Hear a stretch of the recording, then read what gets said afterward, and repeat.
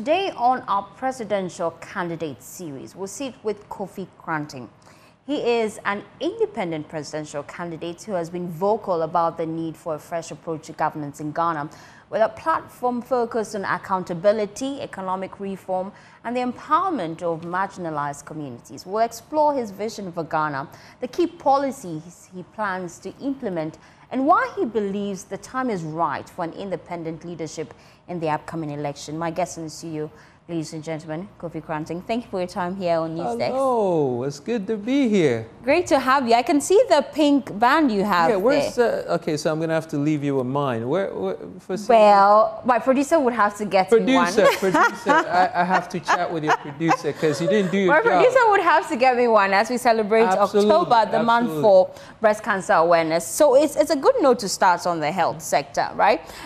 Just give me your plans and how you plan to improve access to healthcare, especially in rural communities. Well, education. Right now, we do the allopathic pathway, which is Western medicine. I don't think we are investing a lot into the traditional African medicine. So if you take a look at homeopathic, African, chiropractic, naturopathic, acupuncture, ancient Chinese medicine, all of these things have been ignored. We're only doing the Western style medicine, which is allopathic. And that is one-sided because that looks at managing a problem, not solving a problem. We need to take a different approach in educating our people into knowing and understanding that if you allow for your food to be your medicine and your medicine to be your food, then you will not have to live depending on medications, synthetic pharmaceutical. Most of the illnesses, and if you take a look at the pathological report, you will find out that most of it is coming from the mishandling, the ingestion of foods, the wrong amounts, the times that we eat, and really not understanding the effect of the foods that we eat, which I think if you take a look at what the Ministry of Health and also the Food and Drug Commission, because they do a huge disservice because they allow for all the poisons to be shipped in. And I say poison because it's not consistent to our physiology. A lot of the foods that we consume in Ghana, I don't want to mention any names because the last time I did, people would say, oh, you're killing our product. Well, I'm killing your product because your product is killing us, you know. The foods that are on the market are not consumable foods. They're poisons. A lot of the foods that are being shipped in.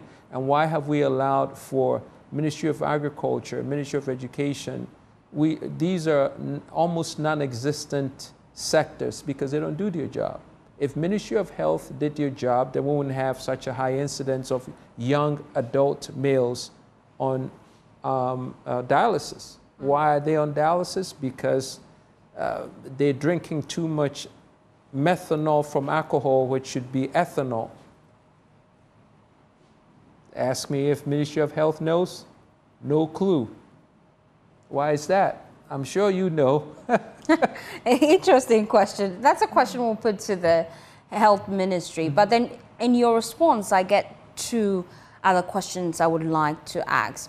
Because you want to focus on local production of medication, but just a few weeks back, the Pharmaceutical Association, they raised concerns about the quality of water we're drinking as a country and how it's becoming increasingly difficult to use that same quality of water to produce the local medication like you are suggesting.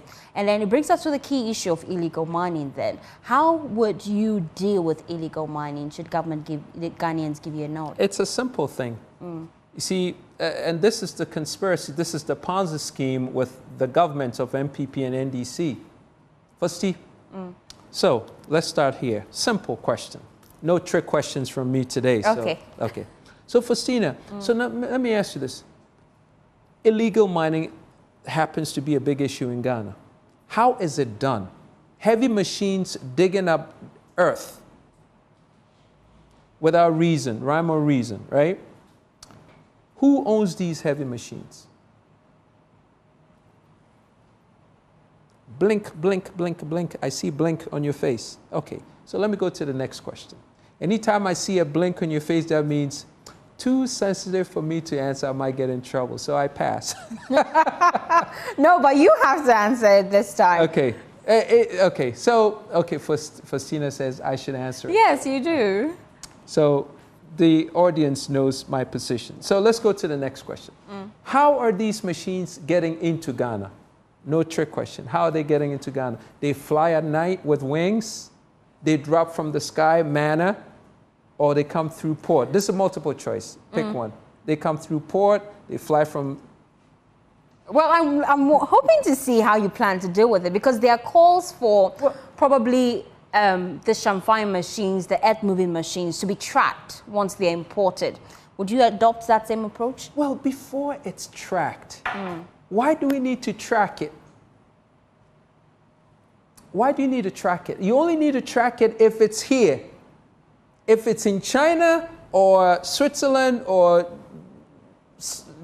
somewhere, why do you need to track it? So a future Kofi Koranteng government would ban the importation of all of these machines. Is that what you're proposing? You're moving too fast, my dear. Okay. So first of all, if the you said Shamfang, right? Yeah. How do you know? You seem to know a lot about Galamsey. So do you do Galamsey by any No, chance? I Full don't. disclosure. No. Okay, so Faustina does not do Galamsey. Just want to get it out. Okay, so Faustina, so now the Shamfang machines, do they come through port? Yes or no? Yeah. Oh, they do? Yeah. I'm glad you know. Who controls the port? Government controls the port. Wow. Government controls the port. The same body who apparently gets confused about how they need to track the machines. They control the ports. So now if they control the ports and these machines are coming in, could they not have simply stopped the machines or said that, hey, Faustina, you're bringing in these machines. What do you need these machines for? Well, I'm going to dig up wells so we could get water. Okay, so you could pass. We're going to put a tracker just to check that you're actually digging boreholes and not digging for gold. How simple would that have been? Okay, but that's just a one-step measure. We're looking at the concerns about right now, government is facing a crisis because in the next 8 days, organized labor would withdraw their services nationwide. They want government to declare a state of emergency. Would you back such calls? We need to, without a doubt, shut down the whole industry. Stop. Reset. We need to shut it down because it's killing us. Shut down in terms of complete ban of all forms of mining? Complete ban, immediate ban on everything related to Galamsey has to stop because obviously these governments don't have control. Do they have control? Do you think that your government would have control? Heck yeah, I'm the government. Government? Do you not have the power to? Mentiasio. No, wait. You have the power. Yeah. So who are you waiting for? God? You bring the religious leaders to come in and pray. Really? Pray for what? You have the power. That's why you government. If you can't do the job, which apparently they've made very obvious, that's why I'm saying get out of here. If the kitchen is too hot for you, let somebody who is a master chef come in. So let me just get a sense of what you would do. You would track the machines from the port, that's one. You would ban the importation of some of this machine if it's not used for purposes that you deem fit. Two, another thing you say is that you would ban all forms of mining. But then how do you plan to reclaim the lands?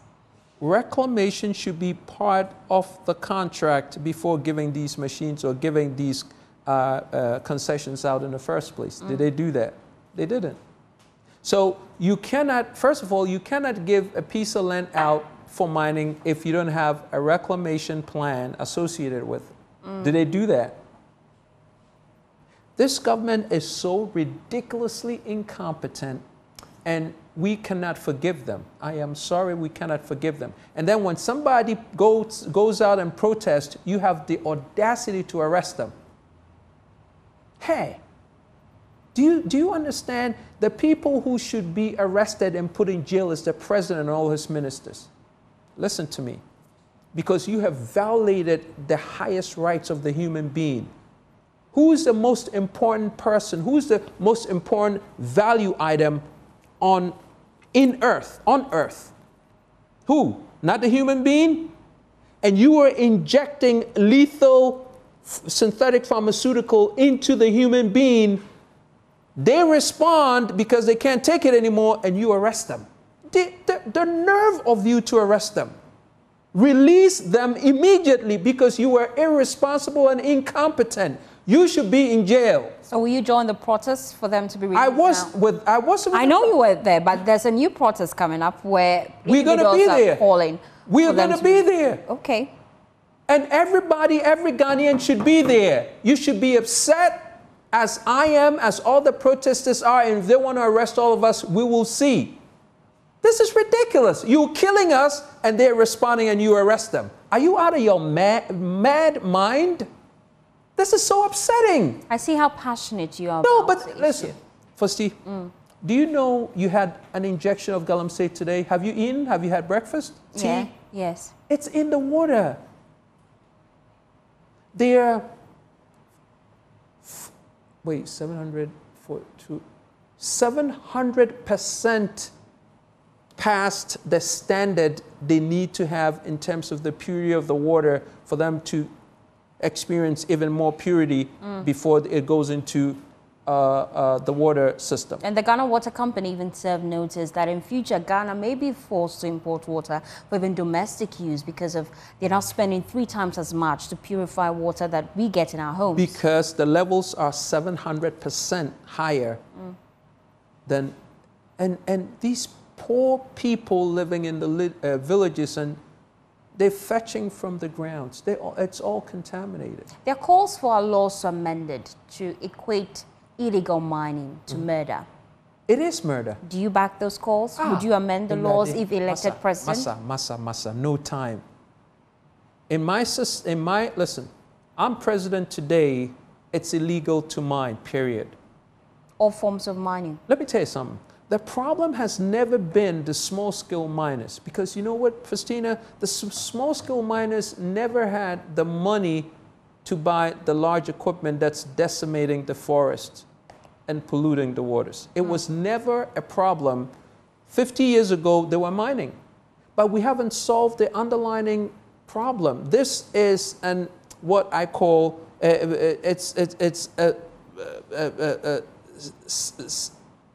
systematic sociological response to the problem. The problem itself is people don't have jobs.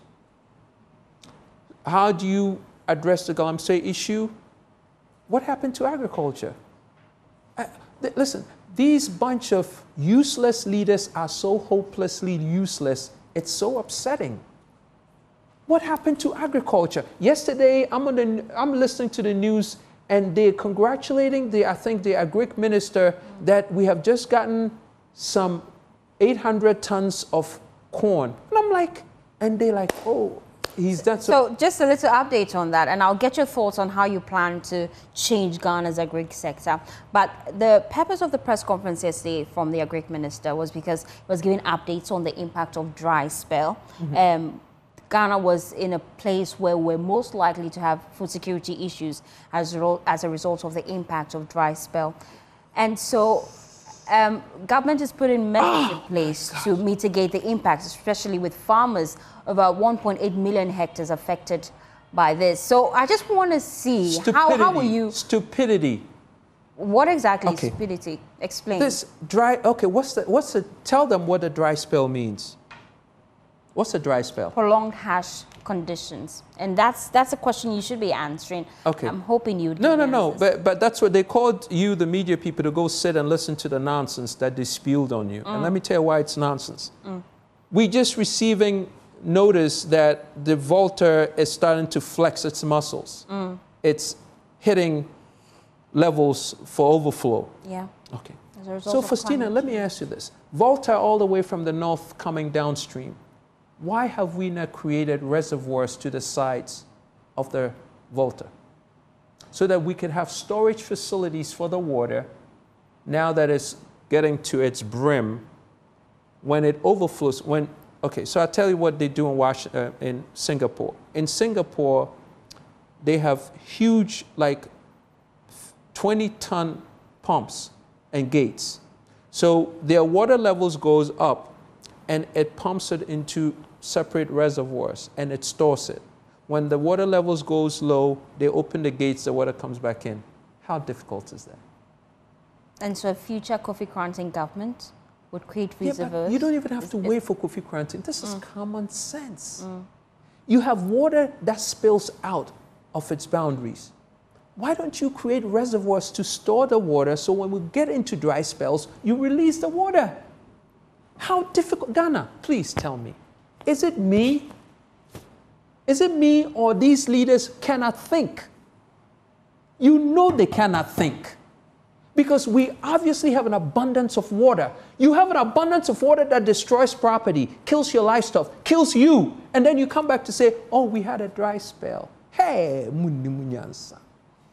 Well, let's go into how you plan to make agriculture attractive to young people who are more interested in white-collar jobs. Agriculture as a sector has multiple subsectors.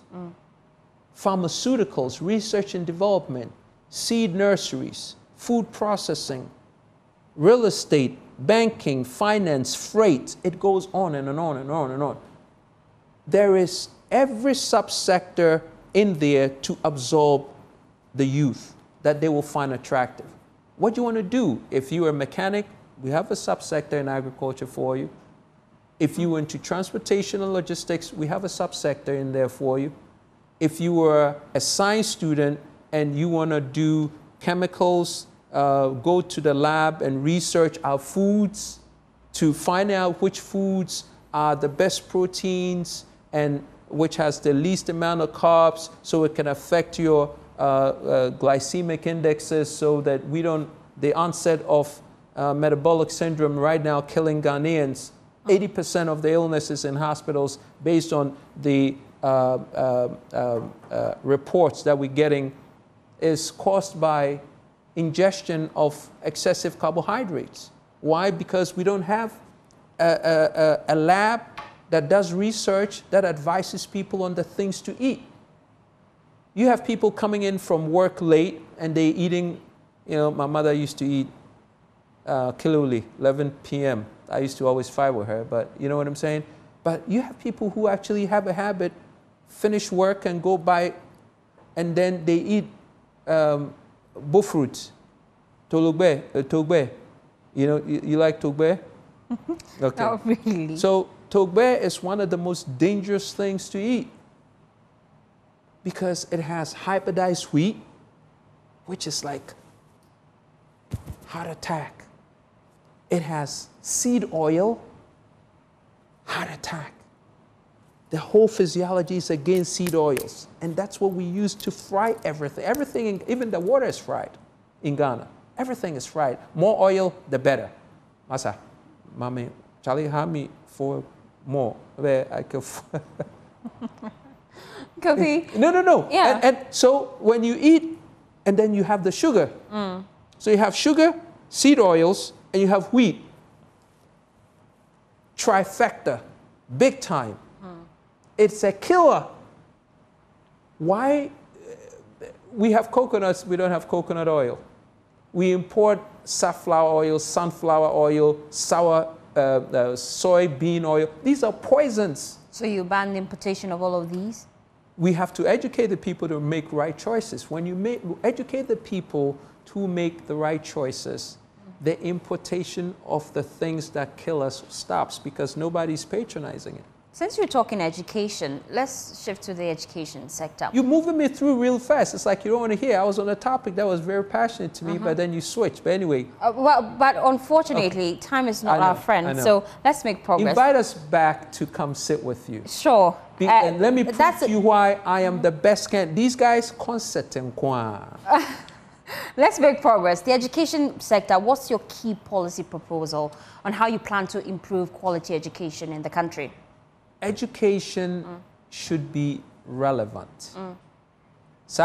Senior high school, free senior high school, useless. They can't even string one sentence together. Did you not hear the report say they were asked to put some algebraic equation together? Nobody was like, what? This is French? Latin? They couldn't figure it out. So the whole process of senior high school, free senior high school, was an accounting gimmick to make people money. Did we get any result? Any result to be at? It's not their fault. They gave them past questions. Pass it to make it look good. And they did. They passed. What can you use them for? Zilch. You can't use them for anything. Yaboka. One more they're on the line getting visas to go to Canada and all these places. We went to, did we not go to Canadian Embassy? Go there right now. You see all your free senior high school graduates. Go there. So what was the point? If you don't have a system to absorb the senior high school candidates, you put 1 billion cedis a year into senior high school they finish, they take visas and they go. Because you don't have a system to elevate them and use them for that which is needed in your economy. What system would you implement should you be president? Okay. As we wrap up the conversation. So first of all, a couple of things. One of the things that I talk about is my threesome. You didn't mention my mega threesome. My mega threesome addresses 3 things. We need to change the constitution. We need to eradicate corruption. And we need to institute a national development plan for the next 50 years. Why are you smiling? Do you like threesome? I mean, do you like the word of the threesome? No, okay. It's quite interesting why you would choose that word. But then make your point. It's a threesome. Okay. Kofi's mega threesome. Institute a national development plan, eradicate corruption, and change the constitution. That's the 3. You get it? I get it. Control your excitement. Okay, your final words as we wrap up the conversation. So, Ghana, please, Ghana, listen to me. There is nobody as prepared as I am to lead Ghana into the next millennium. Nobody is as next gen. Nobody operates on the qubits, crypto, high-level spectrum thinking as Kofi Koranteng. I'm not interested in building toilets.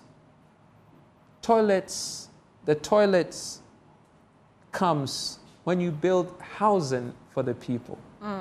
You don't isolate toilet building when you don't. How do you build toilets and not build a place for them to lay their head?